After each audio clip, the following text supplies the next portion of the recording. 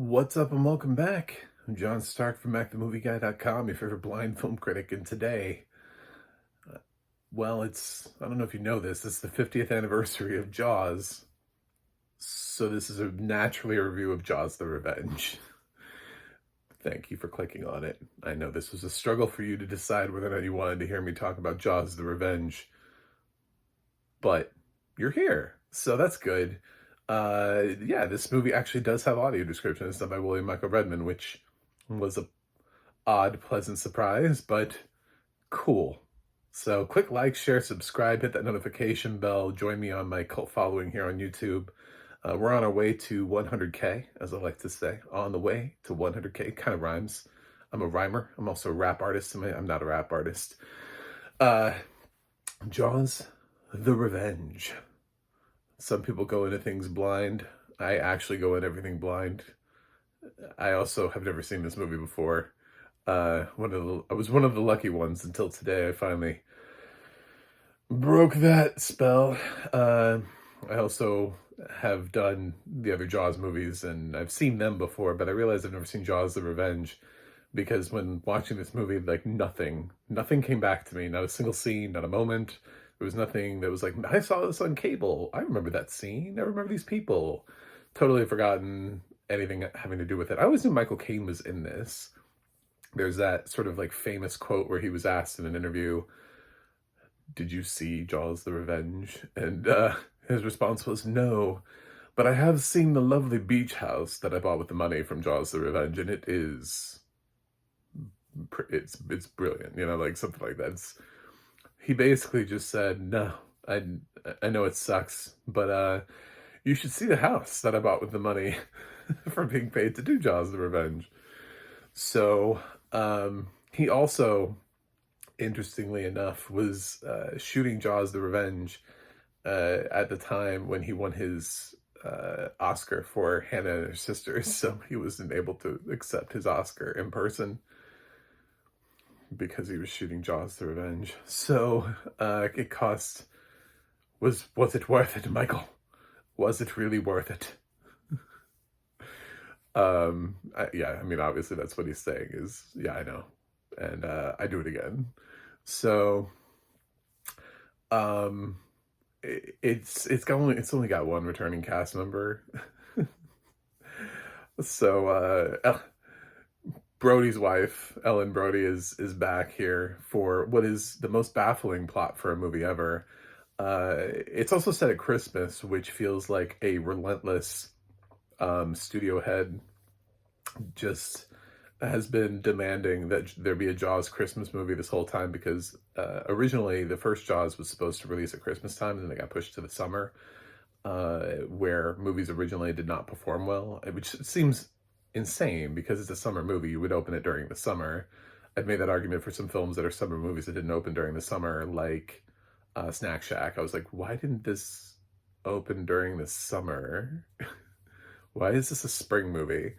Anyway, so yeah, it clearly, the first summer blockbuster. So Jaws the Revenge, they've counter-programmed by making it a Christmas movie. Just so weird. And the plot for this movie is absolutely bonkers. Nobody else returned for this. It has a director I've honestly never heard of. I don't know what else he's directed, and I'm scared to click on it because I really don't want to know. Like Jaws 3 is cheesy bad. Jaws the Revenge is just dumb. It's just like Jaws 3 is like one of those like bad sci-fi movies that the Mystery Science Theater 3000 people would latch themselves onto and have a good time with, because it's just kind of it's campy, it's weird, it's got so many moments where you're like, what on earth, what are you doing? So the plot of the movie revolves around the Brody family. They decided to kill off Sheriff, well, whatever he was at the time. Roy Scheider's dead because he didn't come back for the sequel, so they were like, well, fine. And once again, we have completely new actors playing Michael and Sean because I guess nobody ever wants to return to play those characters. Nobody ever wants to come back to play Michael or Sean. Um, yeah, Dennis Quaid didn't come back for this one after Jaws 3. He was like, I don't know, I just made Jaws 3. I don't ever need to do that again.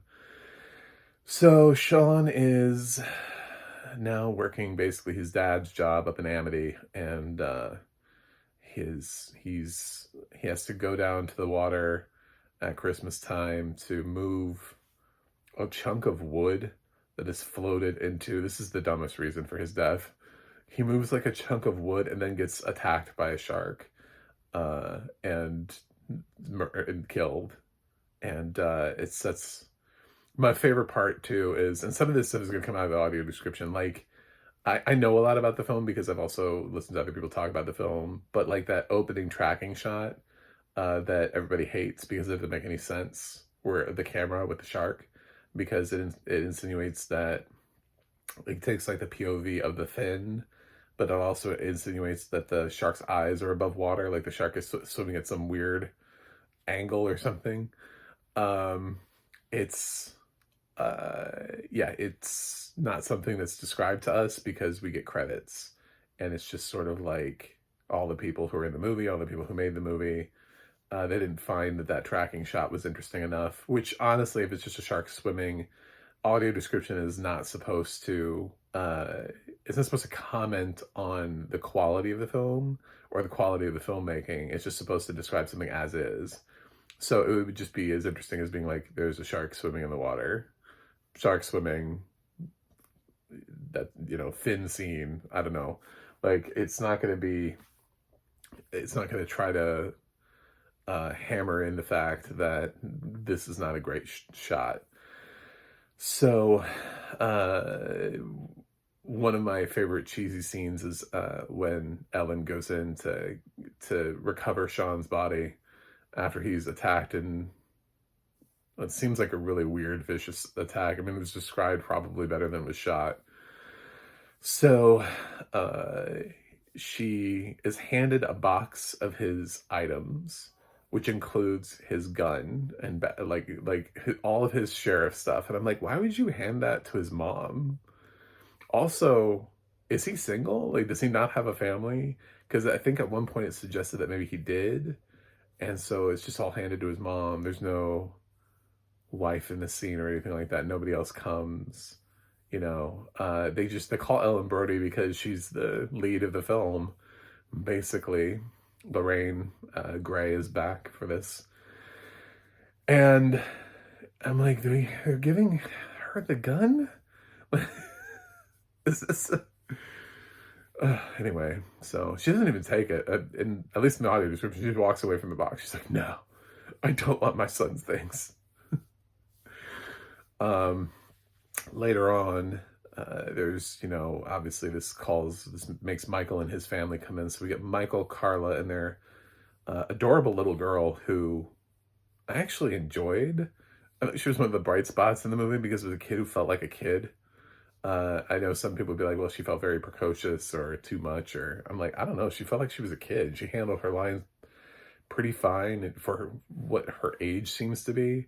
I mean, if this girl was like 12 or 14 or something, I'd have a problem with the way her line delivery was, but I think she's supposed to be a young girl, and I honestly, comparatively to everyone else in the cast, including Michael Caine, she probably has the best line readings given what the expectation of what her character should be. Mario Van Peebles is also in this, which I think we jump over a lot because he gets, he doesn't have to be talked about as much because Michael Caine, you know. But Mario Van Peebles also really has no business being in this movie. Lynn Whitfield too? I don't know. Anyway, I don't know why there's some random decent actors in this. So we've got the funeral. Then Ellen decides to go back with Michael and his family, Michael, Carla, and the little girl. Michael is of course, you know, because he hasn't had enough trauma in his life, he went ahead and became a marine biologist. which is actually kind of like a natural progression for his character. I mean, he was working at SeaWorld. It did kind of feel like, where else would Michael's character go? And then Sean kind of became a cop. So I'm not going to like hammer these weird sort of choices, because Michael might want to study fish to know more about them. I get it. But uh, you would think he'd want to like move to Kansas also at the same time. But I think at a certain point you just go, how many times could I possibly be attacked by a shark? Like for Michael, he's been in 3 shark movies at this point, so is Sean. So they got to be like, sharks just don't attack that much. We've got to be good now. It's like being struck by lightning. Like, you hear about people who've been struck twice. Like it happens. We make a joke about it, like it's lightning striking twice, but apparently it does. But you don't hear about people who've been struck like 3 or 4 times, because they'd be like, "What are you doing with it? What are you doing to attract? Who have you pissed off? Like, why are you being struck by lightning that many times?" So, the fact that Michael and Sean have been attacked by sharks this many times is just bonkers. So the whole plot of this movie is that there's a shark that's out for revenge. In case you didn't get the hint from the title, Jaws: The Revenge. And I guess he doesn't like the fact that the Brody family killed the other sharks. We don't really talk about whether or not this is like son of Jaws. I think honestly, just throw it in there. Instead of Jaws: Revenge, just do son of Jaws. Just do it. Just make it, embrace the fact that this movie isn't any good, and just call it what it is and be like, son of Jaws. Oh my God, he's come to avenge his father, because so much time has passed. These used to be kids, and now they're fully grown adults. So, and Michael's produced like another person in the amount of time, and yet there's still a shark that's been floating out in the ocean that has that much of a grudge for all of these years, that's been trying to find them. And then when it does find them, it finds Sean in New York, in Amity, wherever Massachusetts, I don't know where Amity is, finds him all the way up there, eats him, and then knows that they flew down to like the Caribbean, like down to the Bahamas. And Michael's very like, the marine biologist. He's like, oh, sharks don't come down here because it's warm water. They don't like it. I was like, what? As somebody who lives down south, I was like, does anybody on your film know anything about fish at all? Like, at all? So yeah, sharks do come down here in the warmer waters of the South. So yeah. Anyway, very weird statement from the guy who's supposed to be the expert on fish and sharks. So they go down, they fly, they take this trip with Michael Caine's character, who's like a pilot, like a private pilot or what, I don't know. Seems friendly enough, wants to let the little girl fly the plane, those kind of things, and gets them down there. And while Ellen is suffering from PTSD and having weird dream sequences about things murdering the family, and the shark is working its way down there we find out that her husband had a heart attack because he was afraid of sharks. That's what happens when you don't come back for a sequel, by the way. When you say no to a sequel, your character just gets like killed off in a bizarre fashion that makes, this is not the first film to do that. There are films where they get like very salty because somebody didn't want to come back for a sequel or they asked too much money, and that suddenly they're like, that character just like, well, where'd that character go? Got hit by 5 trains. It was a really amazing, terrible accident that happened just out of nowhere, out of the blue. So, yep, they made it. Not that, with the way that we make films now, that they wouldn't just retcon all the sequels and make a direct sequel to Jaws. But, yeah, I don't know. The rest of the film is Ellen yelling at Michael and being like, I don't want you to be in the water. It came for him. It knew. and then she's like down there by the water with her granddaughter. Michael's out there, and man, this shark comes in hot. Like the shark eats through the boat and then eats through the dock. Like the boat, like Michael's trying to get off the boat, and this thing like cartoonishly chomps its way, like tearing down the like part of the dock on the way too. So, I don't know, man. This movie is just Ellen ends up with Michael Caine's character like flirting with him the whole time, which bothers Michael so much that while he's out on the boat with this Jamaican character that what was it, Jack, something like that, and the guy's out there like hanging out there with a harpoon waiting to shoot the shark, Michael just starts like talking about how, hey, is he a good guy? Do you know anything about him? He's interested in my mom. I'm like, why are you having this conversation right now? Like, Michael is so weird in this movie. There's one scene where he's talking, he's in the middle of having a conversation, and then he just runs to the beach. Like, he just runs away, like mid sentence. He just is gone. He's just like, ah, what is happening? So, there's so many things about this movie. It's not a good movie, man. I will say though, and I feel this a lot, that from an audio description perspective, from my blind perspective, I love when William Michael Redman is given a horror movie because his voice is like so right for this genre. And he actually kind of does make things better. He makes things seem more intense, more scary, more ominous. He just has a great voice for this genre anytime anybody picks him as a narrator. I don't like him in other genres, and I've criticized his use too much outside of the genre, because it's like you're kind of spoiling it. You want to make sure you use him for like horrors and thrillers, and it's between that genre, he should get plenty of work. There's so many movies. I'm not like harming his career at all, but like, yeah, I don't need him on period dramas or something like that. I just need him to help try to levitate a horror movie off the bottom of the fucking ocean. So this is Jaws: The Revenge. Yeah, if you wanted to see it, it's out there.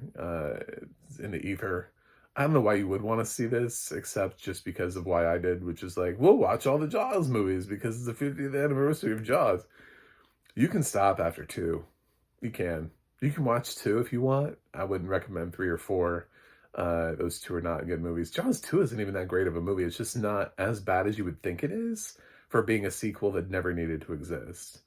So, but Jaws 4 just has no purpose or anything. It has a really odd tone balancing problem where it can't decide what kind of movie it wants to be.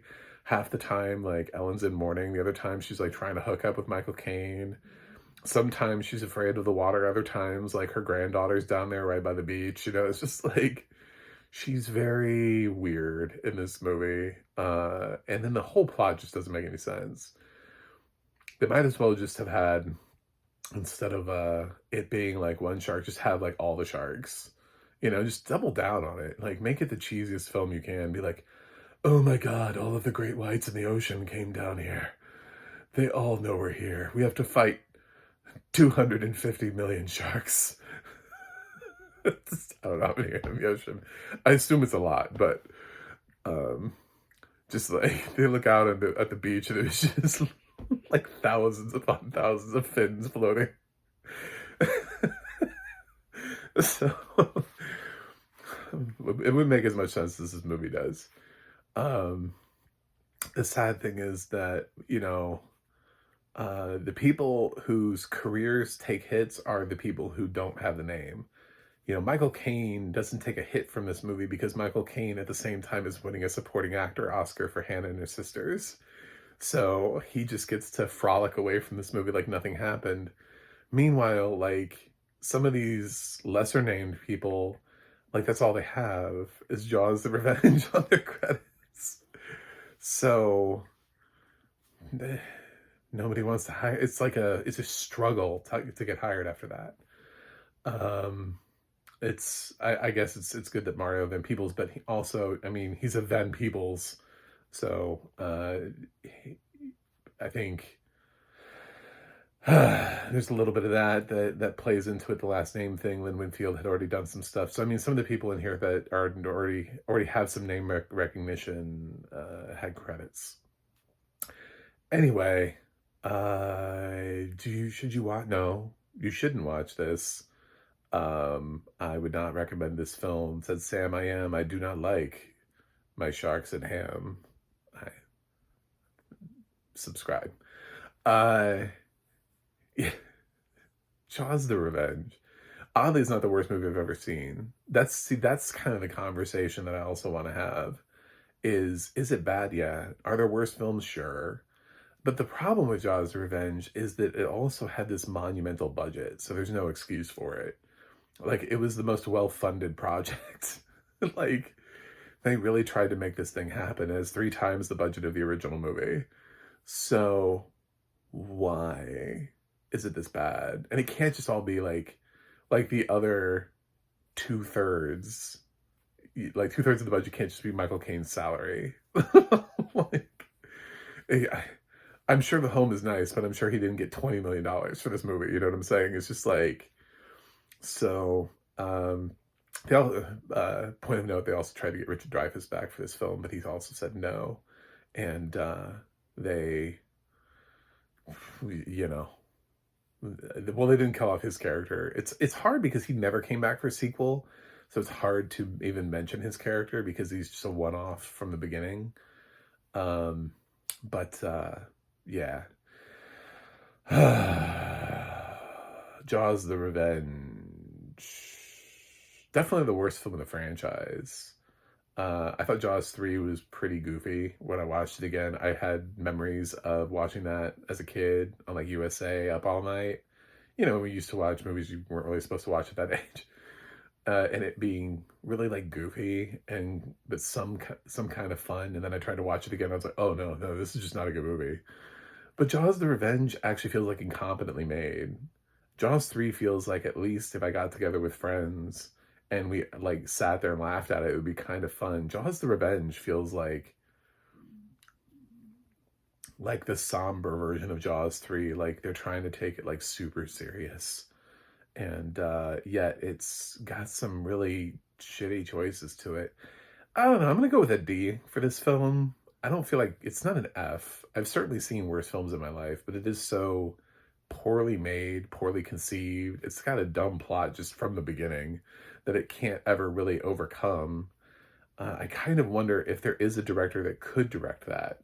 You know what I'm saying? Like, is there a more competent director than whoever the hell this was that could direct this? There are also some things that I noted out of the other sequels that I thought were really funny, which was how they were listing, like Jaws 3 is based on